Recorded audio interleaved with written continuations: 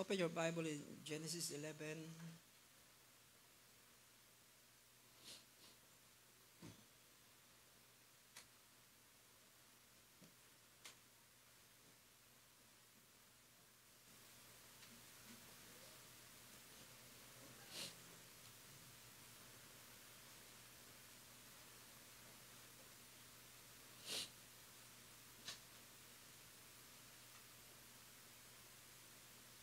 Tell your neighbor, you must become aggressive in your action. Amen. We cannot become complacent and just hoping that things will happen. We must become aggressive. The devil is too aggressive in our time. Amen. He create all kinds of disorder and all kinds of negative things in the environment so that can bring many souls into hell with him. That's why we must become, the Bible says, those who, I think it's in,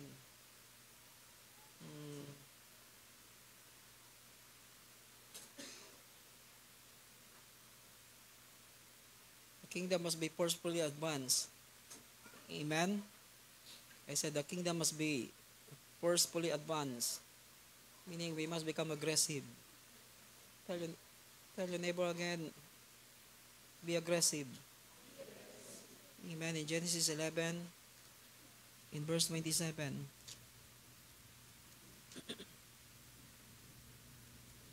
If we are advancing, then we must become aggressive in our advancing, in our advancement. Now these are the records of the generation of Terah. Terah became the father of Abram, Nahor, and Haran. And Haran became the father of Lot. Haran died in the presence of his father Terah in the land of his birth, on Ur of the Chaldeans. Abram and Nahor took wives for themselves. The name of Abram's wife was Sarai, and the name of Nahor's wife was Milcah, and the daughter of Haran, the father of Milcah and Iscah. Sarai was barren; she had no child. Terah took Abram his son, and Lot the son of Haran his grandson, and Sarai his daughter-in-law, his son Abram's wife.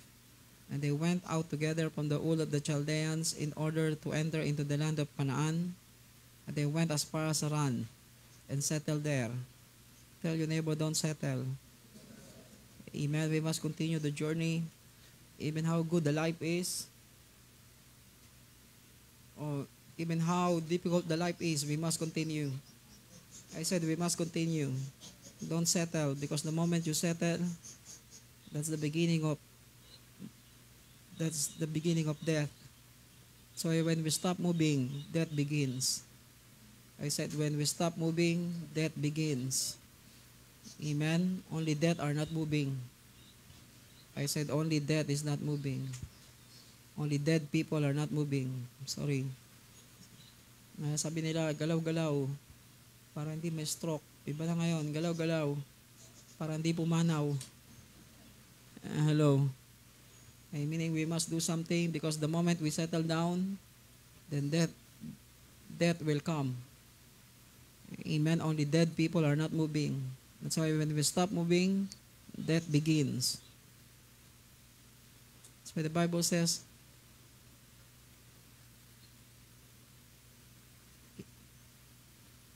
they went as far as Haran and settled there. When Terah began to settle down, that's the time death began in his life. The Bible says in verse 32, the days of Terah were 205 years, and Terah died in Haran. So when we stop moving, death will begin to come to us. Amen. That's why we must become aggressive. Write these things. Do not abort your prophetic journey with God. Do not abort your prophetic journey with God. Meaning, do not settle for less than God's best for you. I said, do not settle for less than God's best for you. What He plans for your life must be accomplished. I said, God plan for your life must be accomplished. Amen. Must be fulfilled. Amen. Do not abort it for any reason. I said, don't abort it for any reason. The problem with Terah, he start to settle down because of so many negative things that build up in his life. Amen. Because his son died, and he carry that sorrow in his heart. Amen. Even how sorrowful life is, we must continue. We are not experiencing what Job experienced, and yet people start to think of settling down, stopping from moving forward. People only think of coming back to God when they are dying. No, the best time to serve God is on the peak of our strength. I said that's the best time to serve God, when we are on the peak of our strength, not when you are on your dying end. So I do not abort your prophetic journey. Amen. That's why everything God spoke to you, everything God promised you, you must become aggressive in seeing the fulfillment of all that God planned, all that God showed to you, all that God had said to you. Amen. Praise the Lord. Amen. Diba sa inyo, duling na naman, ang aga-aga nyo maduling. Hello. Pa-check up kayo. Sa Opta. Hello. Para makorek yung eyeball nyo. Yung iba, nasa taas na yung itim. Hello. Diba yung katabi mo, hey, gising ka pa. That's why do not abort. Meaning, we must continue whatever comes on our way. We must be determined to finish the race. Amen. That's why we must know what we carry in this journey. So you must know what you carry in this journey. When God called Terah, God gave him 3 sons. Amen. The first one named Terah lived 70 years and became the father of Abraham, Nahor, and Haran. God gave him a vision. Abraham means multitude of nation. Amen. That's why the first one that God called is not Abraham. The first one that God called is Terah. And God gave him all that he need to understand the plan of God for his life. That's why God gave him Abraham, that one day he will become a multitude of nation. Amen. Then the other son, he named it Nahor. Nahor means there's some negative meaning of the name Nahor. Nahor means, the negative side is snoring. Snoring. Meaning he is all the while sleeping. He don't want to wake up anymore. He loved to sleep. But the positive meaning of Nahor, meaning passion. Amen. Passion, intensity. Amen. Fire.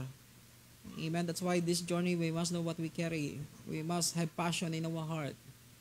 I said we must have passion in our heart, because if you don't have passion, you cannot keep moving. I said if you don't have passion, you cannot keep moving. Yung mata nyo, wala na dito, na doon sa aso. Ibang klase talaga kayo. Hello.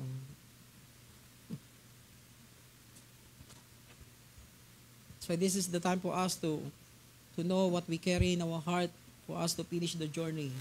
First, you must have the vision. I said you must have the vision.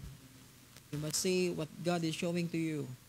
Because if you don't see it right, you cannot fulfill it in the right way. Only what you see can become part of your life.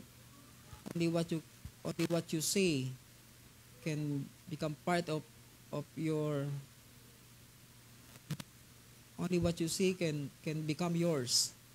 Amen. If you don't see, it will not be yours. I said, if you don't see, it will not be yours. What do you see? So the first test for the prophet is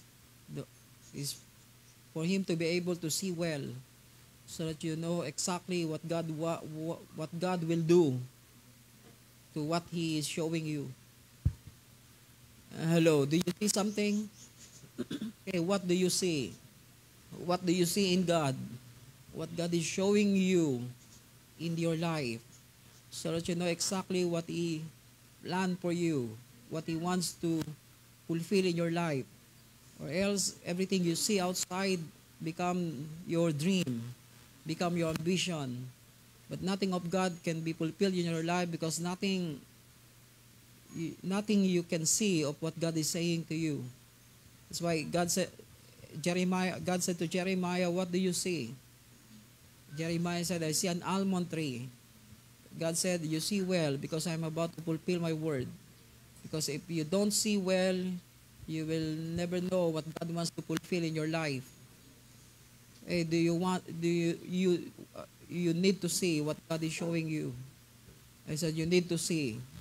Do you see? I said, do we see? We must see well. Because if we don't see well, that's why God said to Abraham, go up to the mountain, look eastward, northward, westward, and southward. Because everything you see will be your territory. Only what you see can become yours. I said only what you see can become yours.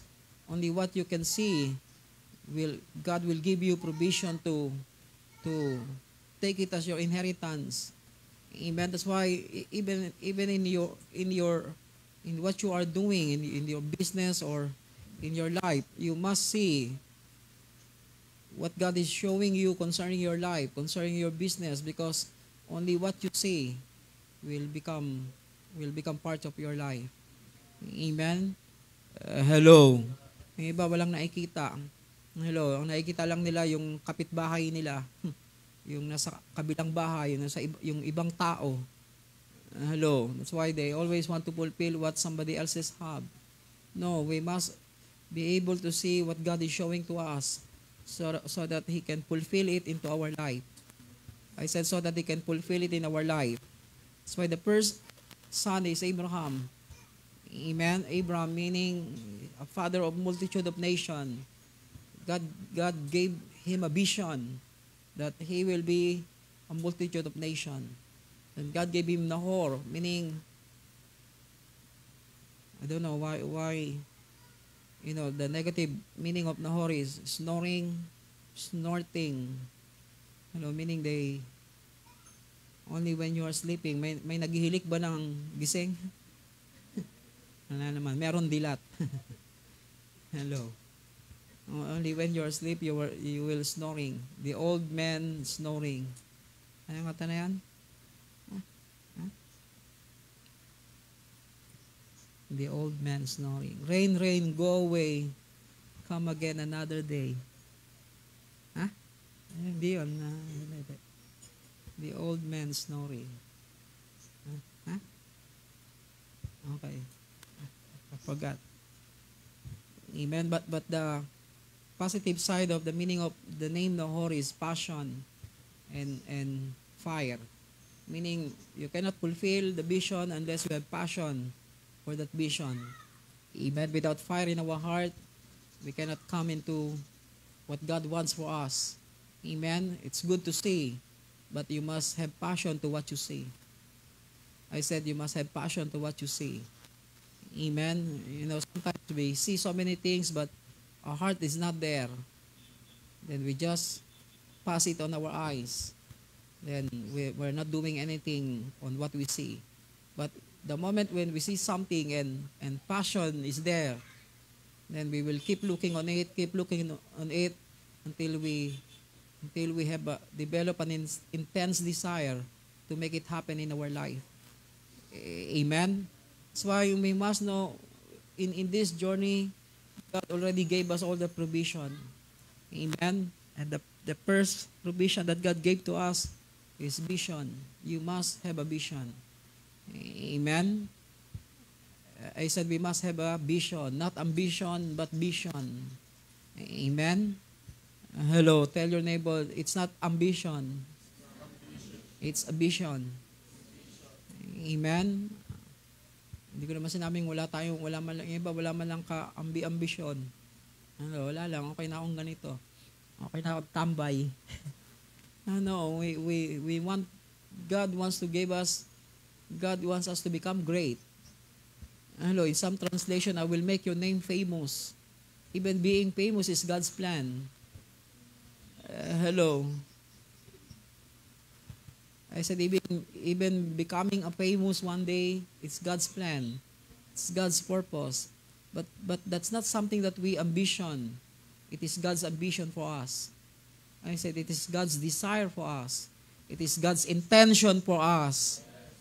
But the problem is we always start within ourselves. We don't start with God. That's why God start with Terah, and Terah start with this with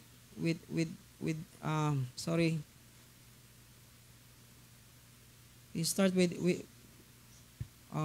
these resources in his life. Amen. That God gave him a vision. You know, all the name of his son is God's word for him. That one day he will become a multi-nation. But for him to be able to make it happen, he must develop passion and fire in his heart to make it happen. Then he also have a son named Haran. Haran means mountain. Meaning in this journey, there are so many mountains that we need to climb. I said there are so many mountains that we need to climb. For us to climb the mountain, we must become strong. Kung may hika ka, hindi ka makakaakyat ng bundok. Hagdan pa lang, himatayin ka na. Parang doon sa Agape, sa campsite sa Alfonso Bay, Amadeo. Pag akyat pa lang, iba nagdidilim na paningin. It's not, hello, we must develop strength in our life because this journey is only for the strong. I said this journey is for the strong, not for the weak. Hello. Amen. Why? Because God's plan is to make us great.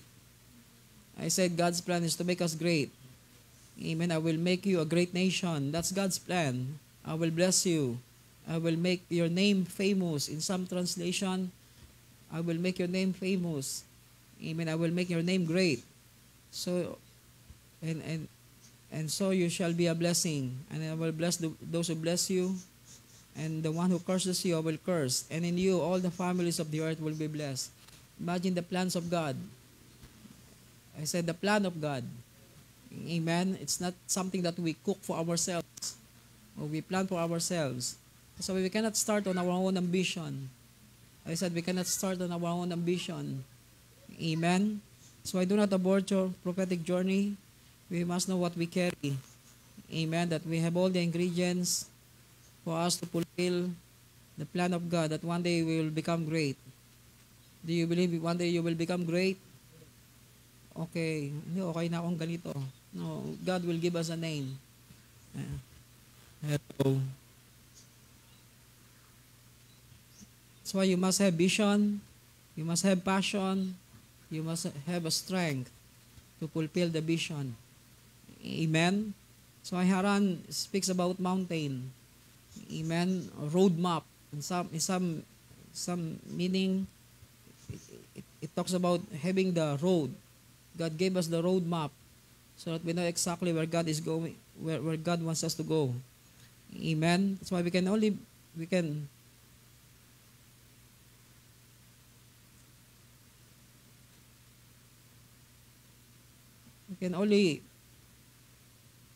fulfill God's plan and God's purpose in our life if we have these three ingredients. Amen. Vision, passion, and strength. Amen. Hello. Tell your neighbor, you're strong. Hey, yung iba malakas lang kumain. Hello. Hey, we must become strong in climbing out the mountain. Amen. Overcoming every obstacle in life. Hello. That whatever comes along the way, we are determined to finish the race. I said we are determined to finish the race. Why? Because God is determined to finish what He began in our life. Do you believe God is determined? He is determined to finish what He began in our life. So we must overcome every negative emotions that can hinder us to move forward. We must overcome every negative emotions that can hinder us to move forward or disqualify us to finish our race in God. We must overcome every negative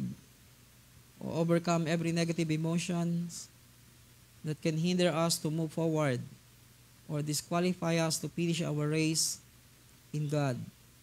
Open your Bible in Numbers, the book of Numbers, chapter 20.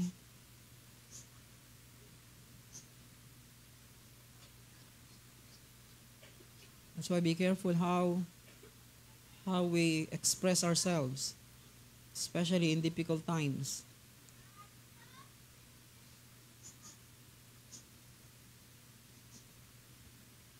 Amen. In verse 8, Numbers 20, verse 8, take the rod and you and your brother Aaron assemble the congregation and speak to the rock before their eyes, that it may yield its water. You shall thus bring forth water for them out of the rock, and let the congregation and their beasts drink. So Moses took the rod from before the Lord, just as he had commanded him. And Moses and Aaron gathered the assembly before the rock, and he said to them, listen now. Tell your neighbor, listen. Sleeping, huh?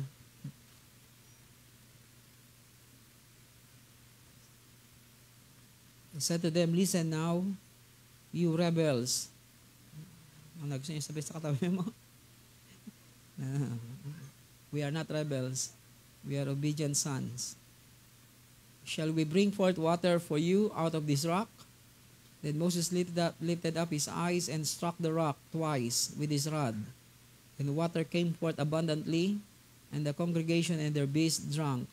But the Lord said to Moses and Aaron, because you have not believed me, to treat me as holy in the sight of the sons of Israel, therefore you shall not bring this assembly into the land which I have given to them. Hey, imagine the outburst of emotion can bring rejection into your life. Amen. That's why when we go through difficult times, when we are pressured from every side, make sure you know how to carry your emotion, because every words that can come out into our mouth can qualify you or disqualify you. Hello. Sometimes we go through difficult times, we have needs, we have all kinds of pressure from every side, and instead of crying out to God for help, we start to complain and murmur, and all kinds of negative words come out in our mouth. Iba, hindi ko alam kung pwede ko sabihin. Pesting buhay ito. And some people, they speak negative words and the outburst of emotion, disqualify them because they are not representing God in the right way. Hey, when you are pressured, don't murmur in your heart. Don't have a negative complaint.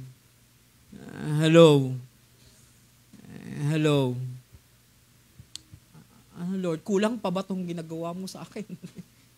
Okay, some people, they complain and talk nonsense before God's presence. But I'm not in prayer during that time.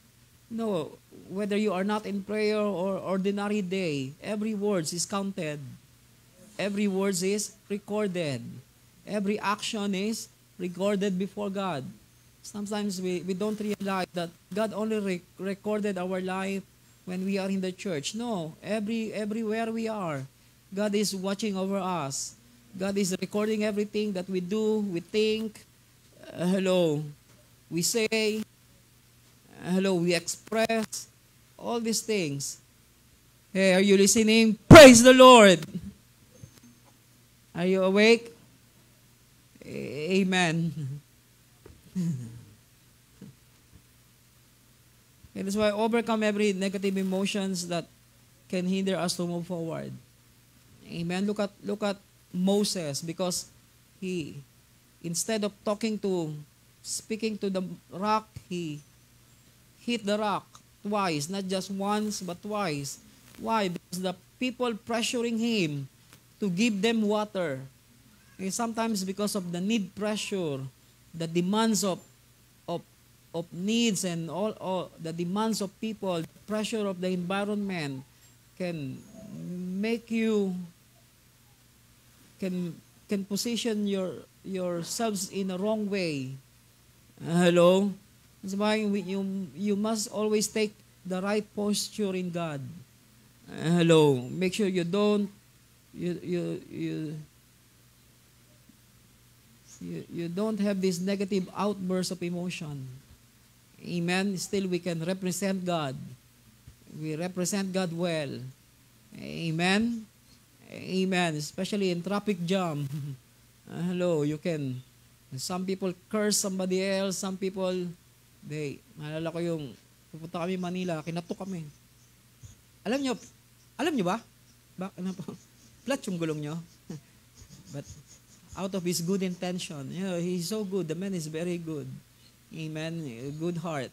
Hello. Because we don't realize, we don't know, flat pala yung gulong namin. Hello. Ano eksaktong pagkasabi? Alam nyo? Alam nyo. Lalaki siya. I tell you, if we don't know how to take the right posture, then we can be sidelined. I said we can be sidelined. We can be disqualified. Amen. Then the other scripture I want to give to you is in 2 Kings chapter 13. 2 Kings 13. I think also in 1 Kings chapter 4. Let's go first to 1 Kings chapter 4. Imagine when you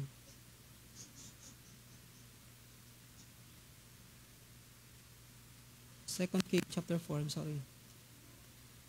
2 King chapter 4. Imagine, because these people call the prophet bald head, bald head. Hello. And then his emotion begin to become angry with the young ones.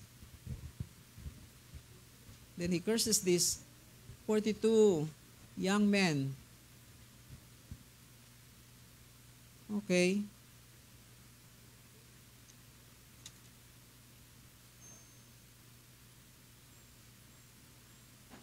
Second King chapter 4, sorry.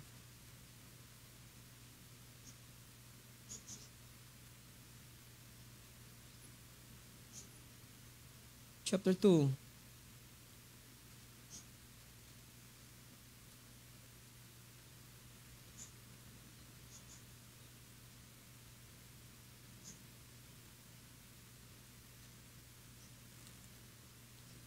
In verse 23, then he went up from there to Bethel, and as he was going up by the way, young lads came out from the city and mocked him, and said to him, Go up, you bald head. Go up, you bald head. Hey. Hello. When he looked behind him and saw them, he cursed them in the name of the Lord. Then 2 female bears came out of the woods and tore up 42 lads of their number. You don't know, when we carry this negative emotion in our heart, we can kill, we can destroy. Hello. I know we have revelation of this scripture, but I'm talking about how we can carry our emotion.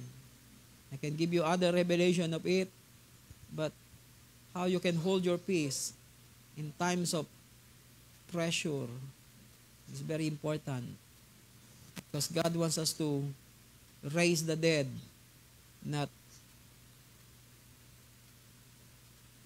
not bring death to people. Hello? I know the situation in this scripture.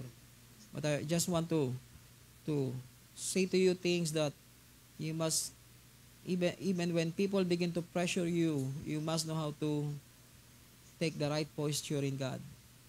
Amen. Like Moses, because of what he did, God said to him, "You will not enter into the promised land." Imagine just one wrong move, one wrong expression, one wrong misrepresentation of who Christ is in your life. You become rejected. Isn't it fearful? Hello. Hey. No. It's like there's no second chance. God did not give Moses a second chance to correct his misrepresentation of Christ before the people. That's why when God said to Moses, don't push your way for me to bring you into the promised land, because I already talked to you. Do you know the scripture? It's in the Bible. Because Moses still wants to go. Still Moses wants to enter in. But God said to him, don't push your way. Because we already talked about this thing that you will not enter in. I will just show it to you, but you will be able to see everything, but you will not enter into it. Hello. Hey, imagine. But some people, they are not afraid. They thought everything will be okay. They do the same thing again and again. They misrepresent God again and again, and they thought it's okay. Let's go to 2 Kings chapter 13.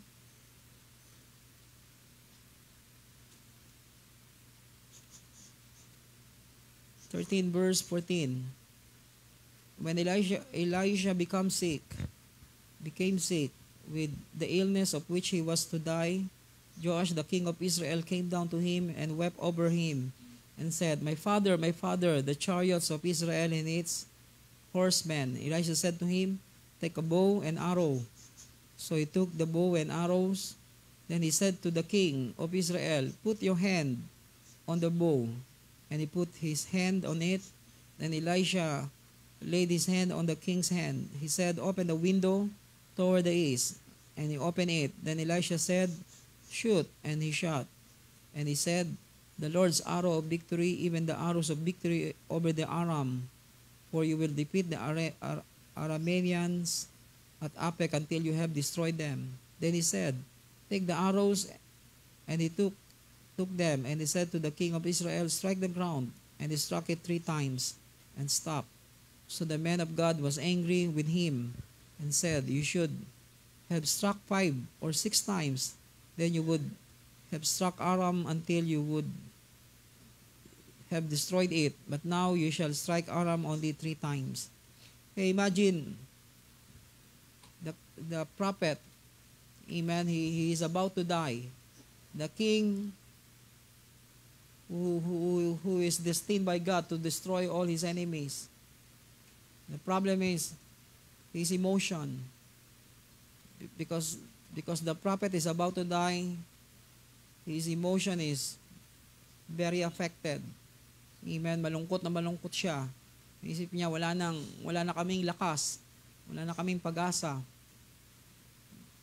But the promise of victory is already given to him. Say to your neighbor, the promise of victory is already given to us. Amen? But the problem is because sometimes God take away people from us. And we thought, pag wala sila, wala na tayong magagawa. No. We already have the victory. Whether there is people or none, still we will become victorious. Because God is on our side. I said God is on our side.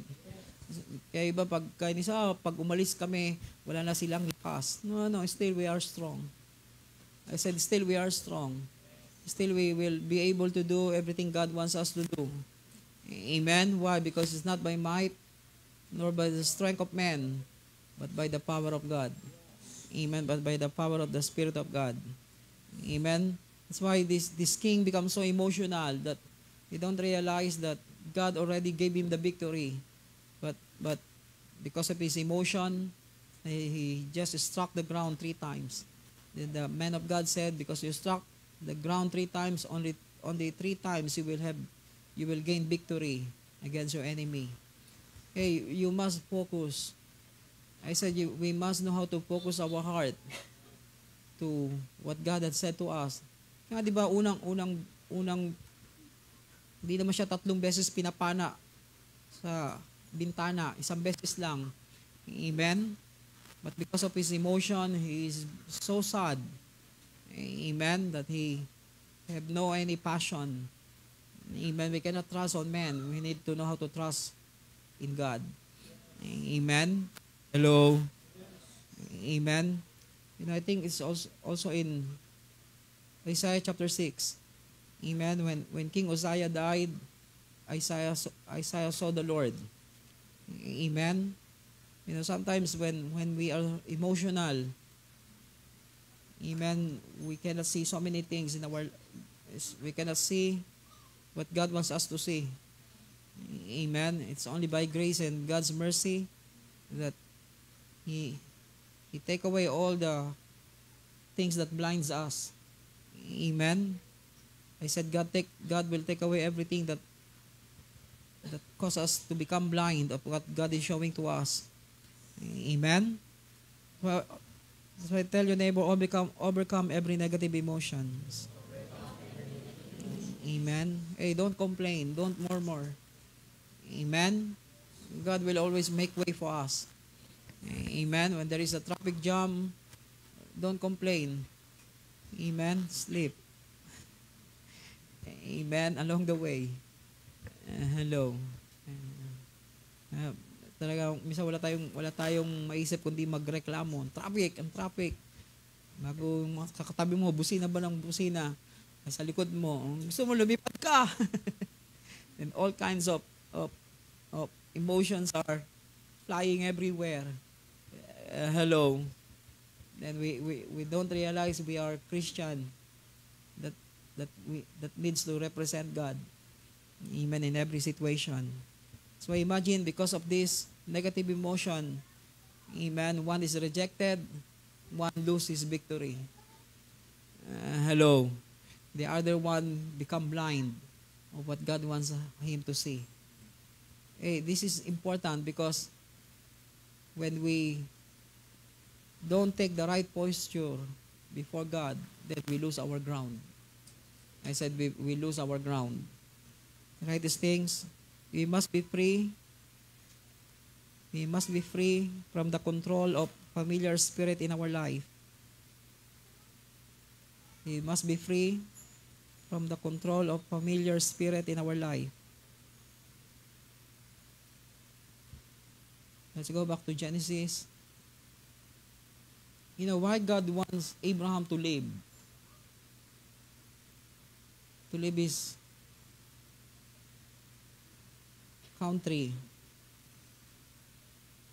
Now the Lord said to Abraham in Genesis chapter 12, "Go forth from your country and from your relatives and from your father's house to the land which I will show you." And we must become free from the control of familiar spirit, especially when you become too familiar with the environment. It looks like you don't want to change anymore. Amen. And the moment you want to change, that environment will pull you back again. Hello. Why? Because you are familiar with them. I said you are familiar to them. That's why we must free ourselves from the control of familiar spirit. That's why we revisit the teaching of familiar spirit and how to overcome the hold of familiar spirit in our life. Minsan pagka hindi nagbabait-baitan na, pag talagang, 'di ba, we give our best to change our life, then because the environment is familiar with us. Hello, people are familiar with us. They will try you. Hello, they will test you. Hello. Then you start to give up again because these people are mocking you and all kinds of things, are they are saying all kinds of things against you. Then you give up of change. But God wants us to be free from familiar spirit. Amen. That's why God said to Abraham, go forth from your country and from your relatives. Amen. If I write these things as an aggressive action. Number 1, uproot ourselves from every earthly connection. Uproot ourselves from every earthly connection. Uproot ourselves from every earthly connection we have in order for God to implant or establish us in all that He purposed in us. Uproot ourselves from every earthly connection we have in order for God to implant or establish us in all that He purposed in us. Open your Bible in Romans chapter 11. Romans 11.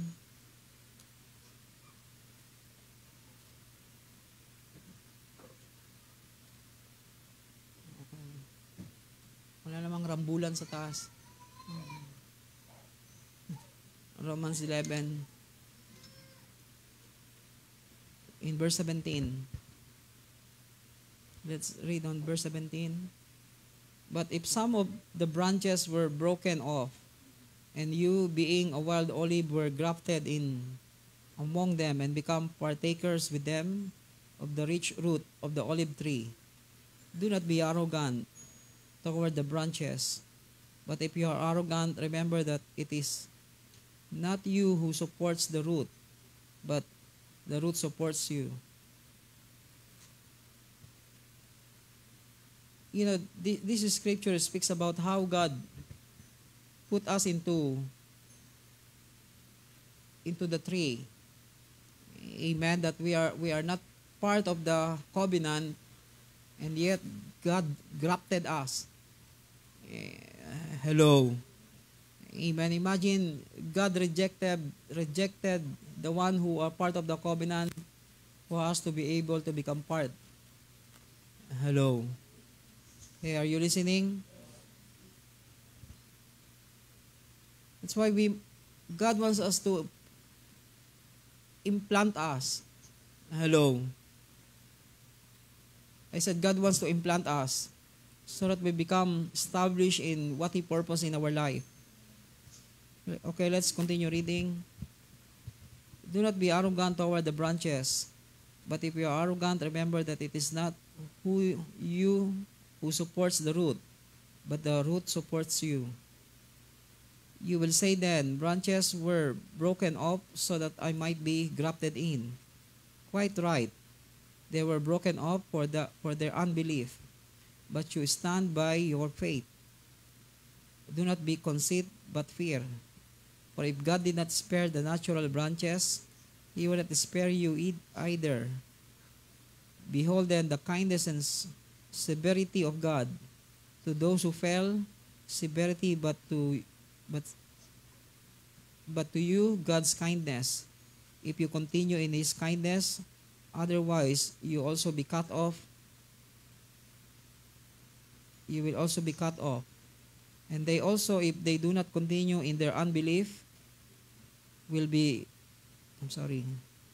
grafted in, for God is able to graft them in again. For if you were cut off from what is by nature a wild olive tree, and were grafted contrary to nature into a cultivated olive tree, how much more will these, who are the natural branches, be grafted into their own olive tree? For I do not want you, brethren, to be uninformed of this mystery, so that you will not be wise in your own estimation, that a partial hardening has happened to Israel, until the fullness of the Gentiles has come in. And so all Israel will be saved, just as it is written, the deliverer will come from Zion, He will remove ungodliness from Jacob. This is my covenant with them when I take away their sin. Amen? That's why imagine what God did to the people who are part of the covenant. Amen? God rejected them so that we become part of the covenant. And the rejection, hello, yung rejection nila, di ba? Yun ay naging bunga ng ating pagkaligtas. At yung bunga ng ating pagkaligtas ay maging bunga ng kanilang papanumbalik. Hello. Hey, there's always a return of investment. I said there's always a return of investment. Amen. God invested things into our life. Amen. By rejecting these people for a while, so that one day, because of our coming in, they will also be saved. Amen. Hello. That's why we have a big responsibility. Amen. But for the things to happen, we must uproot ourselves. Amen. That everything of the past, everything of the things that is not part of God in our life must be cut off, so that God can implant us. Amen. And begin to receive a new life from Him. Okay, are you listening? Amen. In verse 28, from the standpoint of the gospel, they are enemies for your sake. But from the standpoint of God's choice, they are beloved for the sake of the fathers. For the gifts and the calling of God are irrevocable. For just as you once were disobedient to God, but now have been shown mercy because of their disobedience, so this also now have been disobedient, that because of the mercy shown to you, that also may now be shown mercy. For God has shut up all in disobedience, so that He may show mercy to all.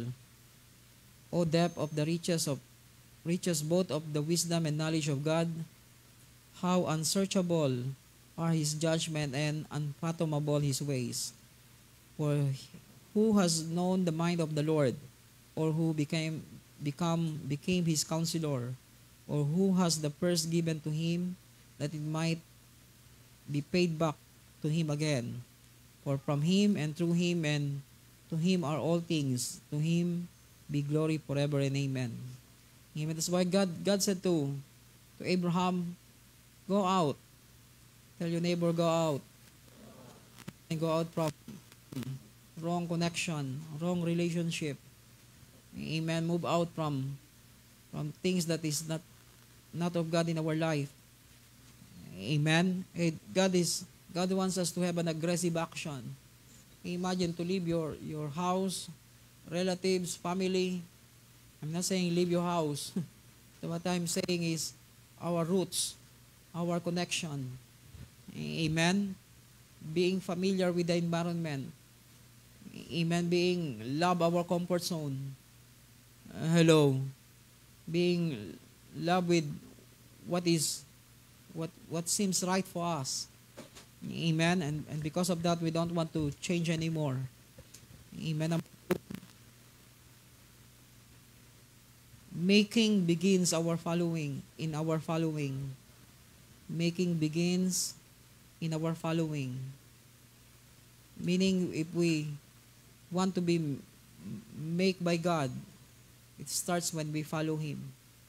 Amen. Open your Bible in John chapter 1.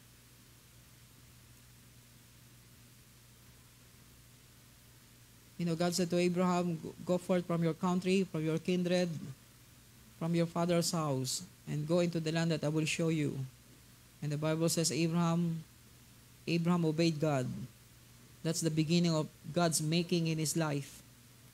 I said that's the beginning of God's making in his life. When we start to follow Him and obey what He is saying to us. John chapter 1. Okay, John chapter 1.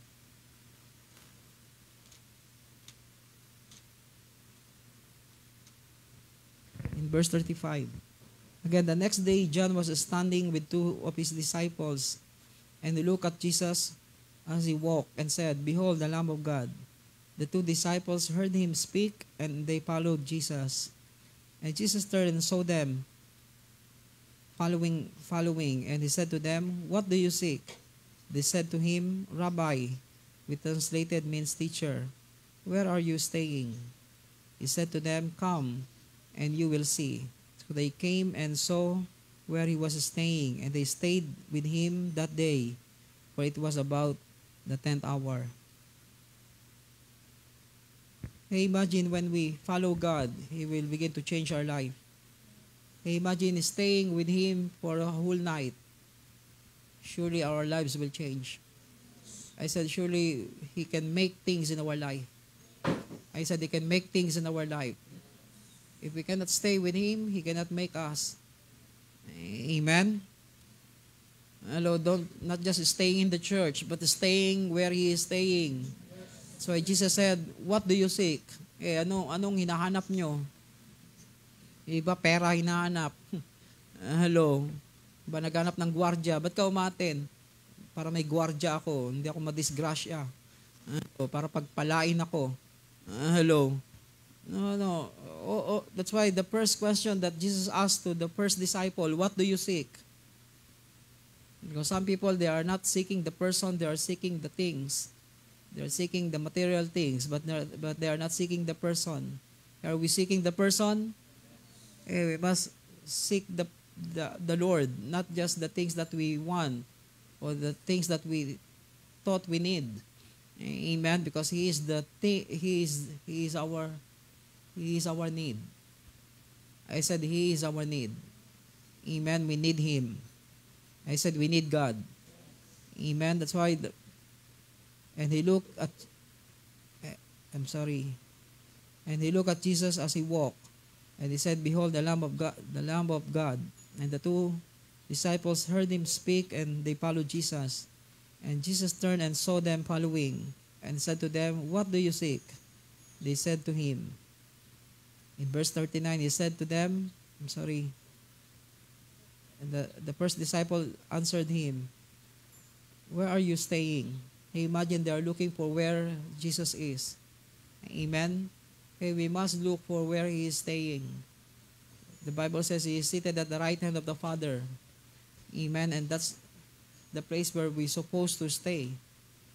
I said that's the place we are supposed to stay. The Bible says He is standing behind the veil. That's also our place. I said that's also our place too. Amen? That's the place where we can stand in the presence of God and begin to pray. Amen. And touch Him and know Him. Amen. Open your Bible in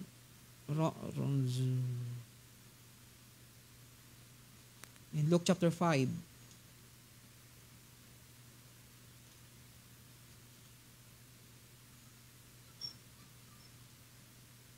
Luke chapter 5 verse 1. Now it happened while the crowd was pressing around Him and listening to the word. He was standing by the lake of Gennesaret.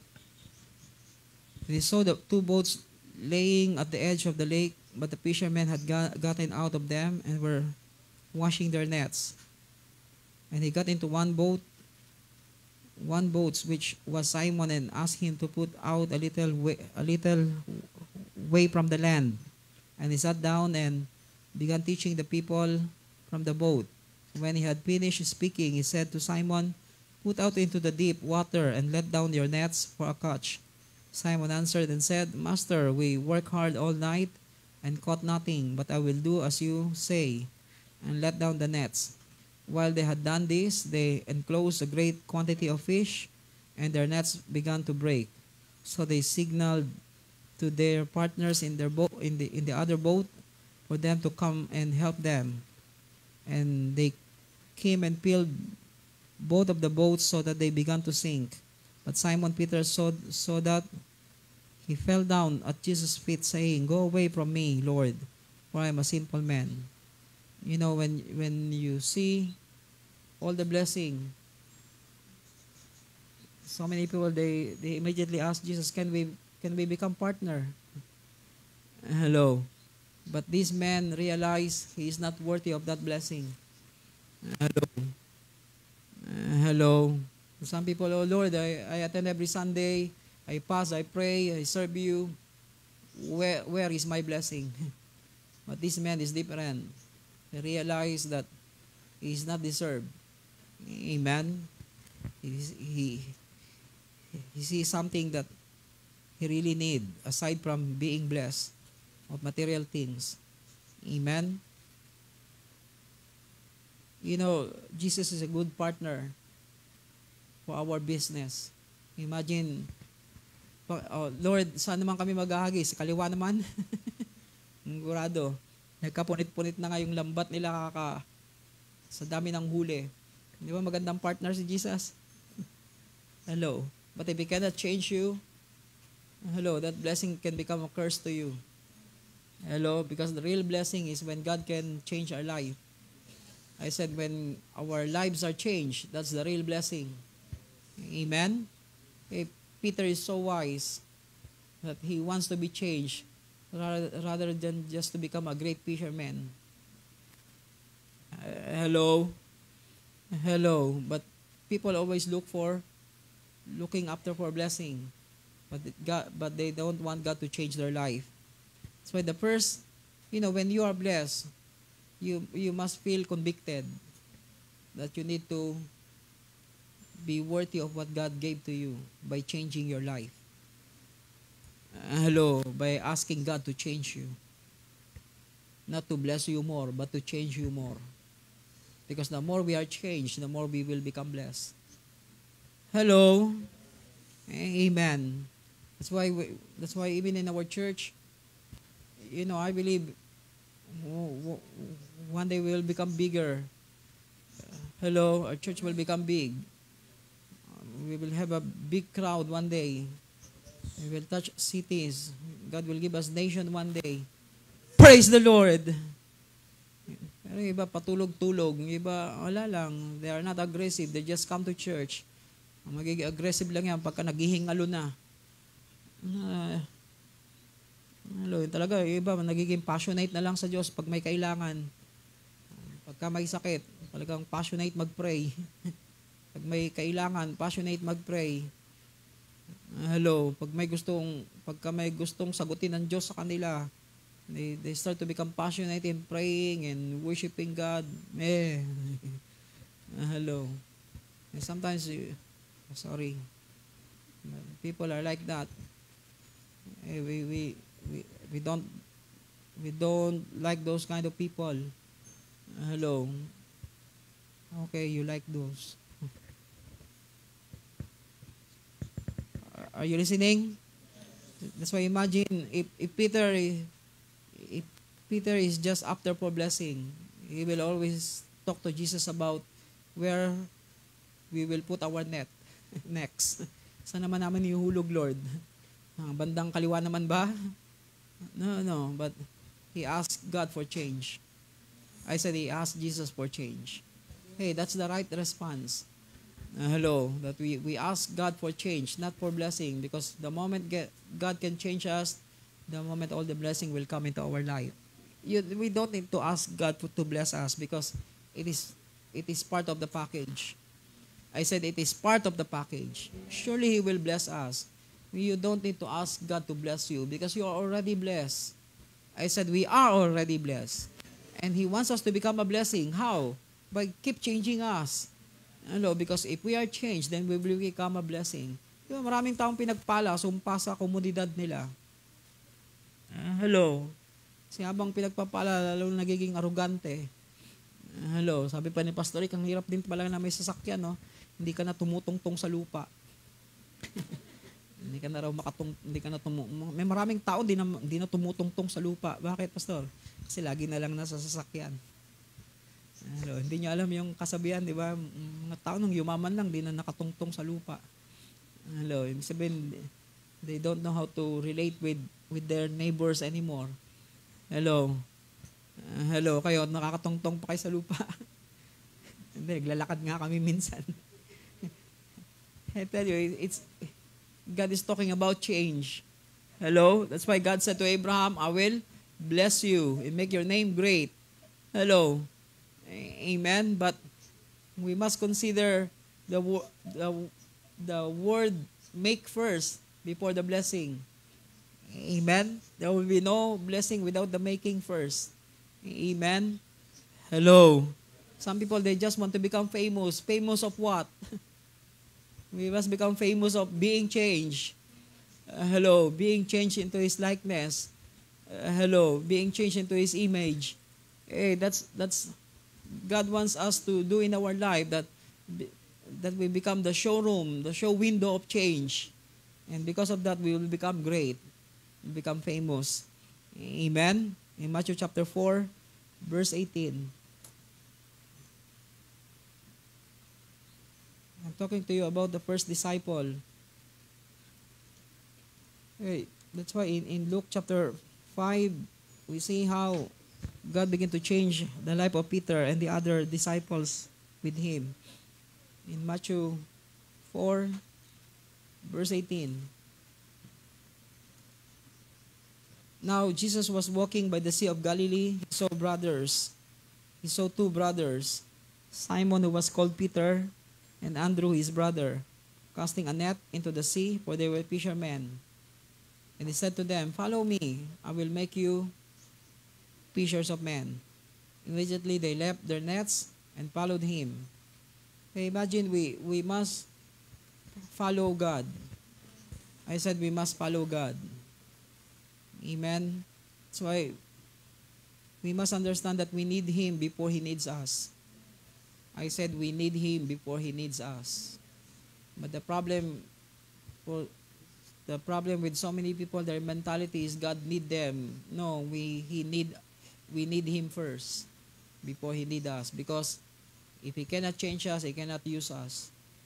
I said if He cannot change us, He cannot use us. Do you want to be used by God? Then you must be changed by Him. Amen. I said God must change us. Also in Romans chapter 9, still 10 minutes more. Romans chapter 9, in verse 20. Tell your neighbor, don't complain. On the contrary, you are, O man, who answers back to God. The thing molded will not say to the molder, "Why did you make me like this?" Will it? Or does not the potter have a right over the clay to make from the same lump one vessel for honorable use and another for common use? What if God, although willing to demonstrate His wrath and to make His power known, endured with much patience vessel of wrath prepared for destruction? He did so to make known the riches of His glory upon the vessel of mercy, which He prepared beforehand for glory. Even as whom He also called, not from among Jews only, but also from among Gentiles. Imagine the clay on the potter's hand. Amen. We cannot complain how God mold us. Lord, bakit hindi matangos ang ilong ko? There's a use of it. Please, pare-paras lang tayo. Amen. What I'm saying is, we cannot complain how God shape and mold our life. Amen. Some are for common use, and some, but all of us are for His glory.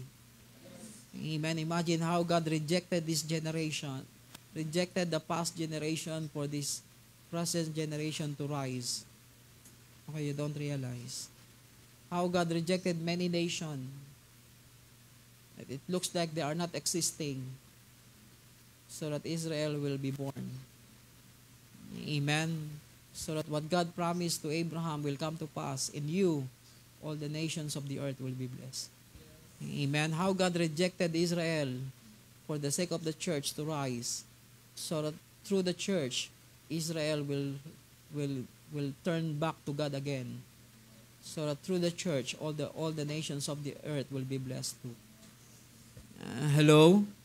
Amen? That's why we must allow God to mold our life.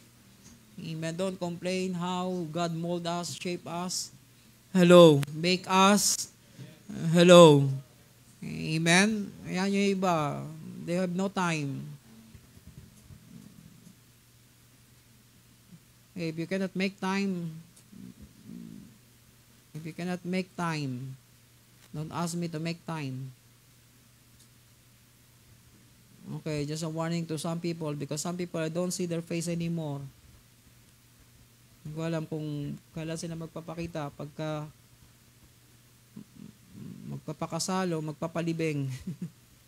I will not make time. Hello. Hello, ba't di na kayo nagsalita?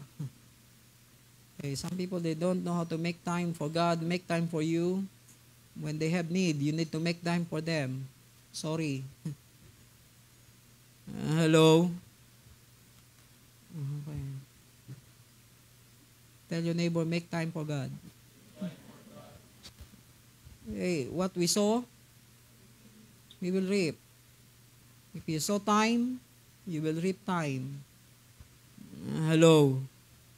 If you make time, somebody will make time for you too. Hello. Kaya ba, hindi magpapakita ng matagal bago pag may kailangan, pag pwede, pastor, pag-pray ng buong church. You just want to laugh. Hello. Hello. But Daddy is so gracious. I don't know how long. Hello. That's why we need to trust how God mold us. Amen. Amen. And not every vessel are the same. I said not every vessel are the same. But naman sa ibang church hindi ganyan. Not all churches are the same. But naman yung pastor doon hindi ganyan. Not all pastors are the same. Hello. Hello.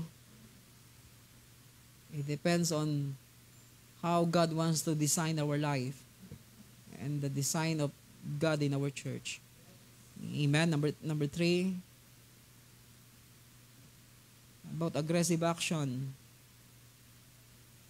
Number 3, pay the price for us to gain the prize. Pay the price for us to gain the prize. Do you want to win the prize? I said, do you want to win the prize? Pay the price.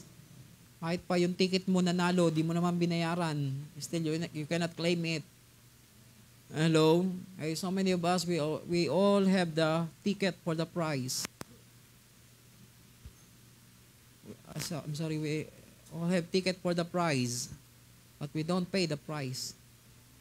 That's why so many people cannot claim what belongs to them because they don't know how to, they don't pay. They don't pay for it. That's why when God said to Abraham, go forth from your country, from your kindred, and from your father's house, Abraham paid the price. I said Abraham paid the price. That's why he came the price. Amen? Open your Bible in Matthew 19.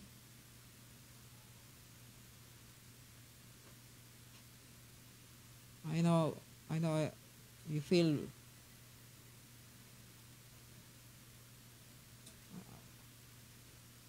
I feel like I'm boring this morning because I speak slow.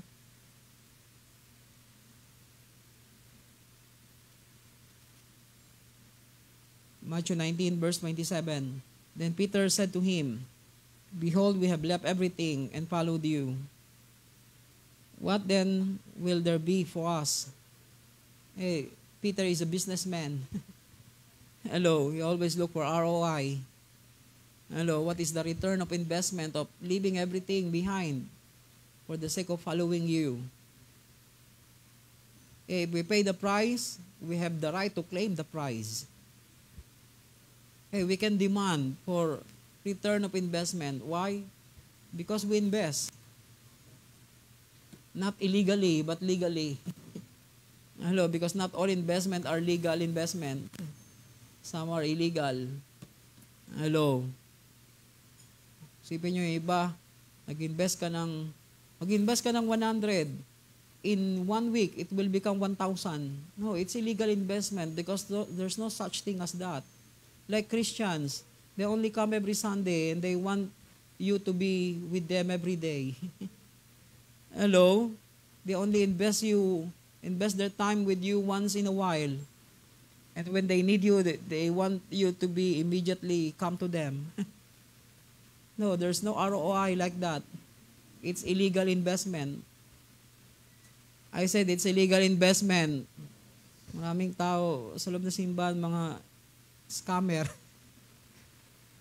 I read nababasa ko yung mukha ng bibig niyo, scammer. Eh, by scammer, minsan atin lang pag may kailangan, pero pag you cannot see them. Pag may kailangan sila, pagka hindi mo pinuntahan, wala pala yung simbahan na yan, hindi pala tayo mahal eh. Wow. Eh di wow. I tell you, we cannot scam God. Because if you cannot claim the highest price if you don't pay the right price. Hello. Hey, why God will listen to our voice if we are not listening to His voice? Why God will obey our voice if we are not obeying His voice? Hello. That's why Peter said, then Peter said to him, "Behold, we have left everything and followed you. What then will there be for us?" Diba? Parang lakas naman ng loob ni Peter.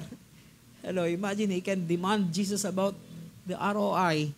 Amen. You can demand. Why? Because you do something. But what Peter did is very small compared to what Jesus did to him. Because what Jesus did to us, He gave His life. He poured out His blood. Amen. He torn His own flesh for our sake. Hello? Anong iniwan ni Peter? Yung bangka niya.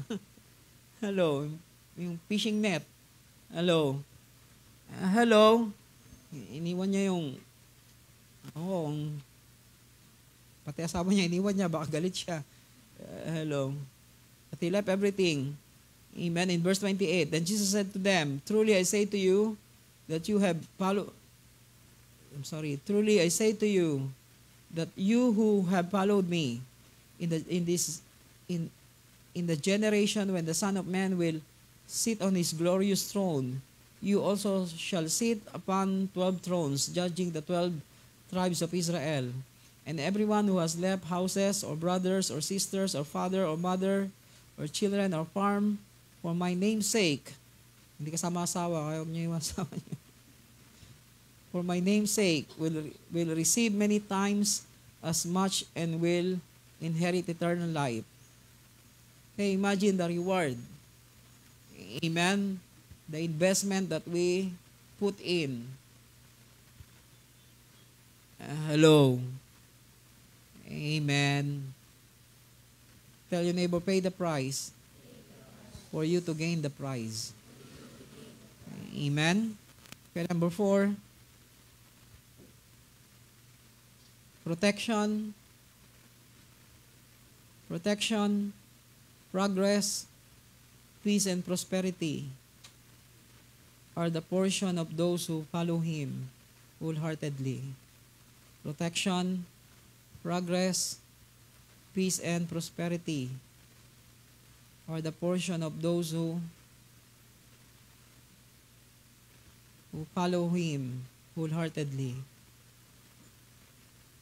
Imagine, God said to Abraham, I will make your name great. I will make you a great nation. I will bless you and make your name great. And you shall be a blessing. I will bless those who bless you, and who curses you, I will curse. That's why when we follow God wholeheartedly, protection will be there. Amen. Protection is our portion. Progress is our portion. Peace is our portion too. Prosperity is part of the package. Amen. So we don't need to ask for these things.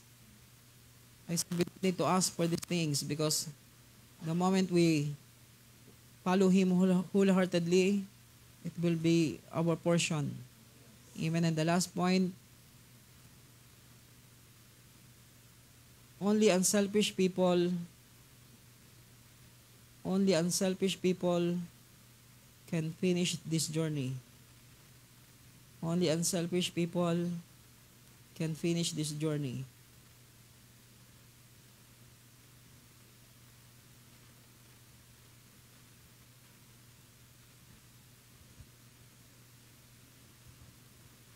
That's why we must remove selfishness. Amen. For us to finish the journey. Because when God called us, it's not for you. It's for the nation that you carry. The generation that you carry. Amen. We carry people, families, cities, and nation in this journey. Ano yung memory verse nyo? Choose life so that you and your next generation will live. Imagine, when we obey God not only for ourselves, we obey God also for the next generation. Amen? Because if we disobey God in our generation, the next generation will suffer too. If Abraham did not obey God, then all of us will suffer. Hello. Just one disobedient of Abraham, the whole world suffered because of Hagar and Ishmael. Until now, we are suffering. Hello? There will be no Muslim nation if there's no Hagar and Ishmael. Hello? Hey, imagine the curses we bring because of one disobedience and the blessing that we can bring because of our obedience. It takes unselfish person to make these things happen. If we don't think anymore about ourselves, we always think of the one that will come after us, we will receive a great reward. So I tell you, only unselfish person can finish this race. Hello. Amen. Hey, we are free. We are free to do anything. We are free to reach every mountain we want for ourselves. But we don't want to take it just for ourselves. We will take it because of the generation that will come after us. Amen? Always think of the person that will come after you. Amen? Not only about you. Amen? The reason why we have this kind of nation, that until the third generation will suffer because of the past leaders who plunder our nation. Hello. But the next generation will have a better future if we choose the right thing now. Amen? Amen. It takes unselfish generation to build a good nation. Hello. At look at our politician today. Minsan di mo maintindihan, saan pa kaya nila dadalhin pera nila? 3 bahay sa Forbes Park, sa White Plains, sa ibang bansa. Hello. They have all the accounts on foreign banks. Hindi mo alam kung saan pa nila dadalhin. Hello. Alam ko tuloy isang congressman na taga Cordillera. Hindi siya tumatanggap ng PW. Nagtatanim na lang siya ng kalamansi doon sa bakuran ng Congress. Hello, sabi niya, pati dingding ko na ibibigay ko sa mga kapitbahay ko pag may namatay, yung dingding ng bahay ko, ginagawa nilang ataol. I tell you, he did not become rich, even though he served at least 3 terms, 9 years. Hey, what a man who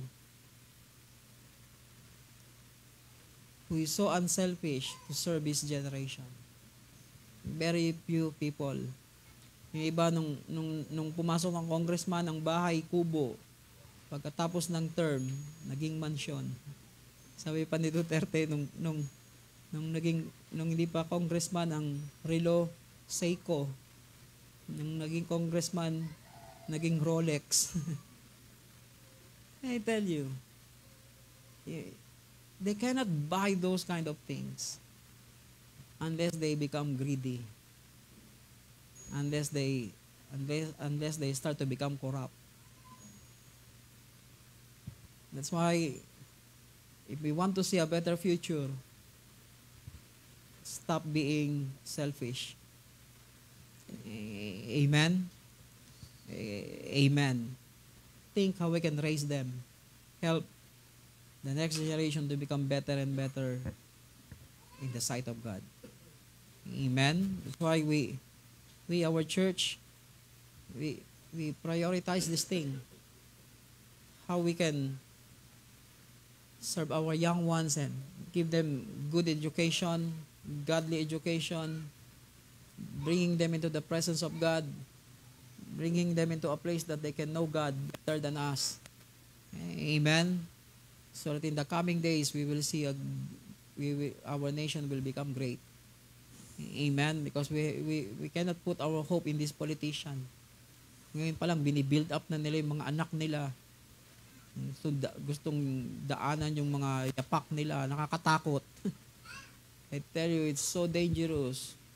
If even the church will be in a dangerous place, if the next generation inside the church will not know the God of their father, how much more these politicians?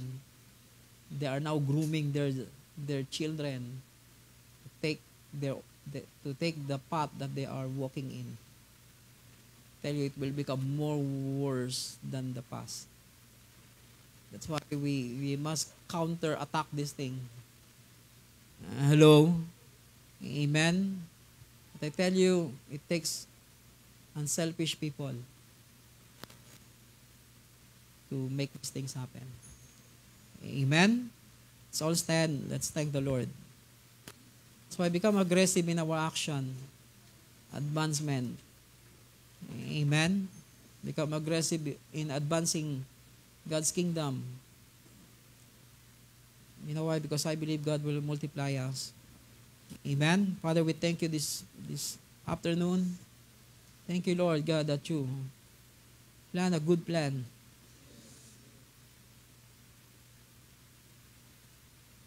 Not just good, but great plan. That one day we will become a blessing. You know, this is God's promise to us. I will make you a great nation. I will bless you. I will make your name great. You know, one day, our name will be in the mouth of so many people, even many churches. I will make your name great, so you shall be a blessing. I will bless those who bless you, and those who curses you, I will curse. And in you all the families of the earth will be blessed. This is our portion. I said this is our portion. That we will govern the earth. We will govern the nation. We will govern the city. We will have the right people to every places that God wants us to take in. Lord, we pray for the next generation to rise, and we who are in this present, O Lord, will pave the way for them. Will sacrifice our life so that they can have a better future. And thank you, Lord God. Bless the whole church. Bless every family, O Lord, I pray. Thank you, Lord, for meeting every needs. Whatever it is, Lord, meet every needs right now. Needs for healing, health, finance, emotion, whatever. Meet them in Jesus' name. I pray for the meeting of every needs right now. Receive right now. Receive the answer to all your prayers, even to the desire of your heart. Right now I pray O Lord God, that you will supply all the resources that we need so that we can move fast and move forward into all that you desire for each one of us. Open the doors of blessing, O Lord God, to those who are working and those who are having a business, O Lord. I pray that there will be a big opening of opportunity for them to to explore not only not only in a place where they are, but they will take another territory, another ground, and other places their business will be known. I pray, Lord God, for the windows of heaven to be open so that the blessing will shower to each one of us. Bless them with health, wealth, health, and everything that we need for us to continue this journey. Thank you, and we bless you in Jesus' name. Amen. Amen. Okay, just for some announcement, Saturday will be our